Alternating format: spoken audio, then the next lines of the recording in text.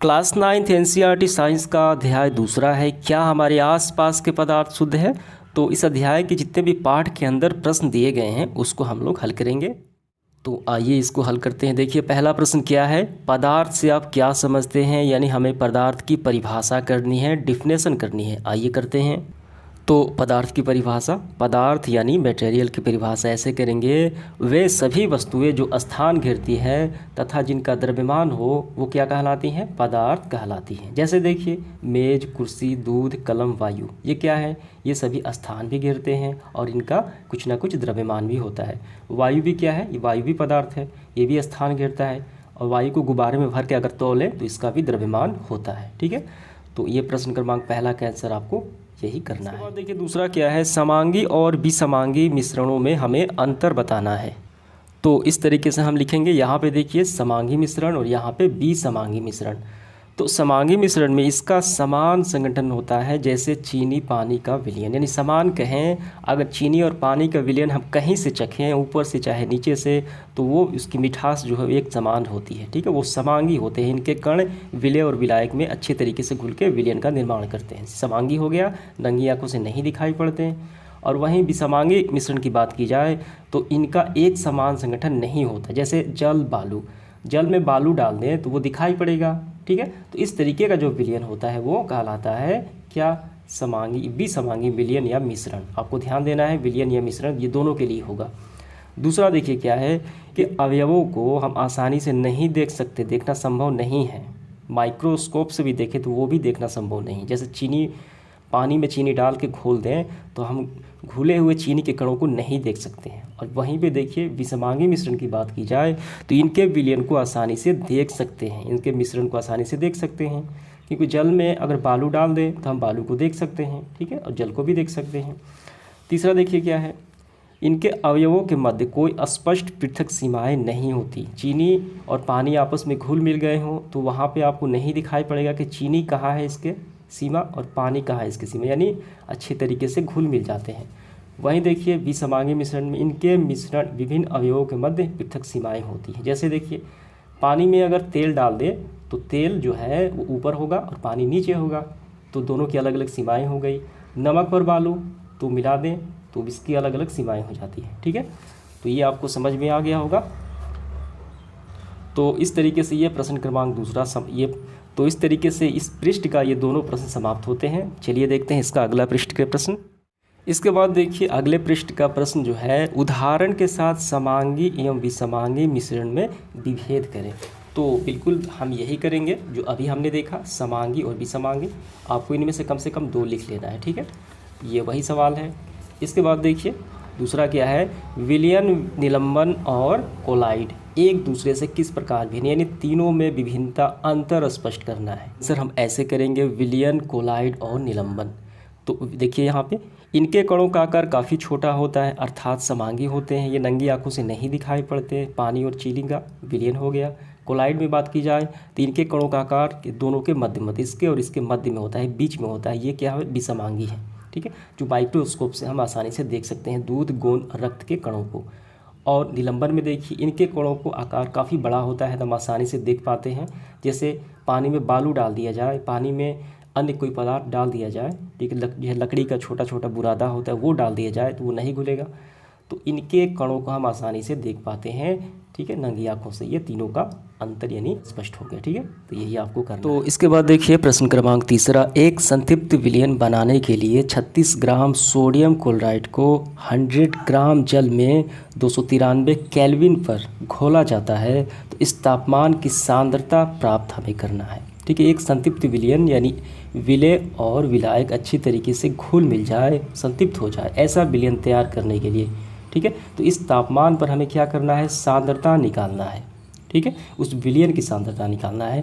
तो आइए इसका आंसर करते हैं। काफ़ी आसान सवाल है ये। तो सबसे पहले आप यहाँ पे समझिए, आपको विलय और विलायक तो मालूम होगा किसे कहा जाता है। जो चीज़ किसी, देखिए चीनी और पानी, तो चीनी क्या है, चीनी विलय है, पानी क्या है, ये विलायक है। अब पूरा जो है चीनी और पानी ये बन जाता है विलयन। ठीक है, तो यहाँ पे क्या घुलाने के लिए डाला जा रहा है, सोडियम क्लोराइड यानी नमक को, ये विलय हो गया, 36 ग्राम इसकी मात्रा है। तो किस में डाला जा रहा है, तो जल में डाला जा रहा है। जल क्या है, विलायक हो गया, इसकी मात्रा 100 ग्राम है। तो दोनों मिलके क्या बने, विलयन बना। तो दोनों का द्रव्यमान कितना हुआ, तो विलयन का द्रव्यमान इन दोनों को हम जोड़ देंगे, विलय प्लस विलायक यानी 136 ग्राम। तो हमें अब सांद्रता ज्ञात करनी है। तो इसका फॉर्मूला क्या होता है, विलयन की सांद्रता विलय का द्रव्यमान बटे विलयन का द्रव्यमान। ठीक है, तो विलय का द्रव्यमान 36 है और विलयन का 136 है। ठीक है, तो 36 बटे 136 होगा। ठीक, अब कैंसिल आउट किया जाए और यहाँ पे क्या होगा, यहाँ पे होगा 100। ठीक है, तो हमें यहाँ पे 100 करना होगा। तो यहाँ पे देखिए 36 में 136 से भाग देना है, तो भाग देने पे कितना आएगा, 0.2647।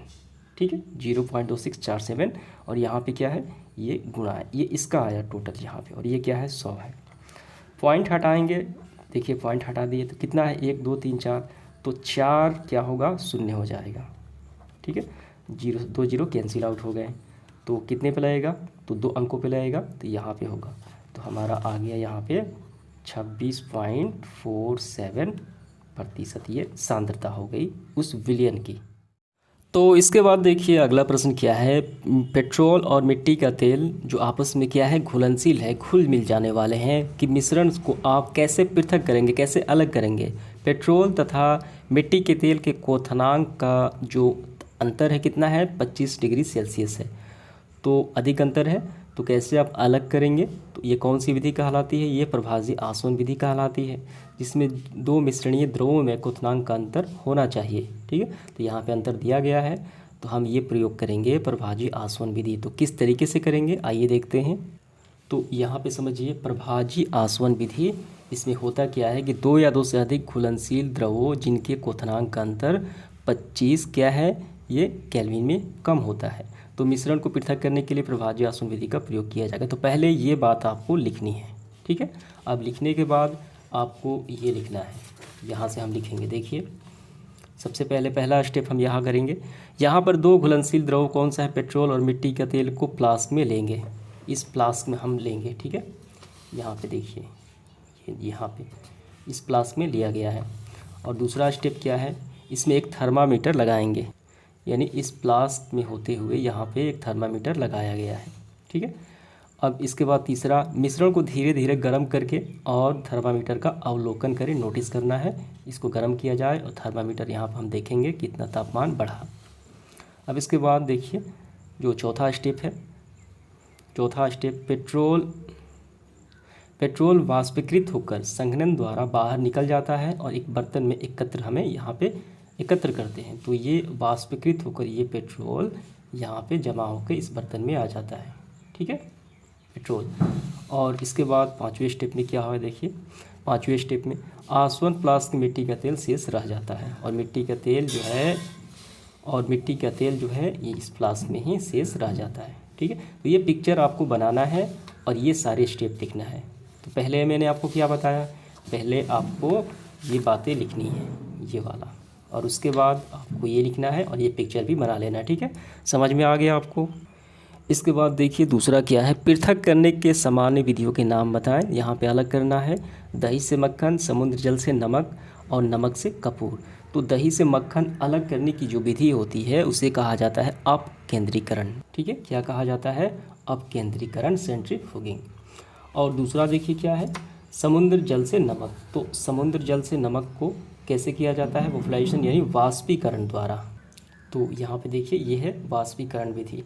ठीक है, जल जो है वाष्प बन के उड़ जाएगा और शेष रह जाएगा नमक। और तीसरा है नमक से कपूर। तो कपूर उत्पादित होने वाला पदार्थ है, सब्लिमेशन कहा जाता है। इसके बाद देखिए तीसरा क्या है, क्रिस्टलीकरण विधि से किस प्रकार के मिश्रणों को पृथक किया जाता है। तो काफ़ी आसान है, यहाँ पे देखिए क्रिस्टलीकरण विधि का प्रयोग ठोस पदार्थों को शुद्ध करने में किया जाता है। जैसे कि उदाहरण से देखना है हमें, समुद्र जल से जो नमक निकाला जाता है तो पूरी तरीके से शुद्ध तो नहीं होता, वो अशुद्ध होता है। तो उनकी अशुद्धियों को दूर करने के लिए हम क्रिस्टलीकरण विधि का उपयोग करते हैं। ठीक है, आप चाहें तो थोड़ा सा और भी बढ़ा सकते हैं, लेकिन यहाँ तक इसका आंसर काफ़ी परफेक्ट हो जाएगा, यहाँ से यहाँ तक आपको कर लेना है।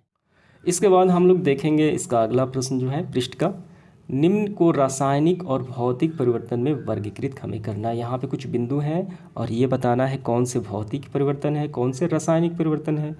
तो पेड़ों का काटा जाना जो है पेड़ों का काटा जाना, इसमें किसी प्रकार की अभिक्रिया नहीं होती, तो ये हो गई भौतिक। ठीक है, मैं आपको बता देता हूँ, यहीं से आपको नोट डाउन कर लेना है। ये भौतिक हो गई, आपको भौतिक लिखना है। मक्खन का एक बर्तन में पिघलना, तो मक्खन पिघल जाता है तो पुनः वो ठोस बन जाएगा भी। ठीक है, तापमान कम होने पर ये भी क्या है, ये भी भौतिक है। ठीक है, अलमारी में जंग लगना, तो जंग का लगना जो है ये क्या होता है, लोहे के साथ ऑक्सीजन की अभिक्रिया ऑक्सीकरण के कारण होता है, ये रासायनिक हो गया, ये रासायनिक हो गया। ठीक है, रासायनिक परिवर्तन हो गया। इसके बाद देखिए, जल का उबलकर वाष्प बनना, ये भौतिक हो गया, ये क्या हुआ, भौतिक होगा। विद्युत तरंग का जल में प्रवाहित होना तथा हाइड्रोजन और ऑक्सीजन गैस विखंडित होना, तो ये तो रासायनिक ही हो गया। इसके बाद जल में साधारण नमक का घुलना, तो ये भौतिक हो गया। फलों से सलाद का बनना, ये भी भौतिक हो गया।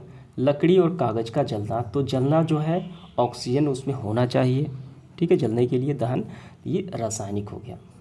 समझ में आ गया आपको ये सारे। इसके बाद दूसरा देखिए क्या है, दूसरा क्या प्रश्न है, अपने आसपास की चीज़ों को, यहाँ पे आपको गौर करना है, शुद्ध पदार्थ या मिश्रण से अलग करने का प्रयत्न करें। यानी शुद्ध पदार्थ बताना है और मिश्रण बताना है। अपने आसपास जो भी चीज़ें हम देखते हैं तो हम ऐसे लिखेंगे। देखिए, शुद्ध पदार्थ हम देखेंगे आसपास में, लोहा शुद्ध है, चांदी, लोहा, सोना, चांदी, हीरा, अन्य भी हो सकते हैं, ये धातुएं हैं, ये शुद्ध पदार्थ में आ जाएंगे। मिश्रण की बात की जाए तो नमक का घोल, नमक और पानी का घोल हो गया। वायु कई गैसों का मिश्रण है, पीतल, तांबा और जस्ता का। और मिट्टी में कई अवयव होते हैं, कार्बनिक पदार्थ में मिले होते हैं, ठीक है, खनिज लवण भी होते हैं।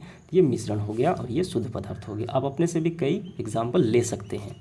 तो समाप्त होता है आज का सेशन।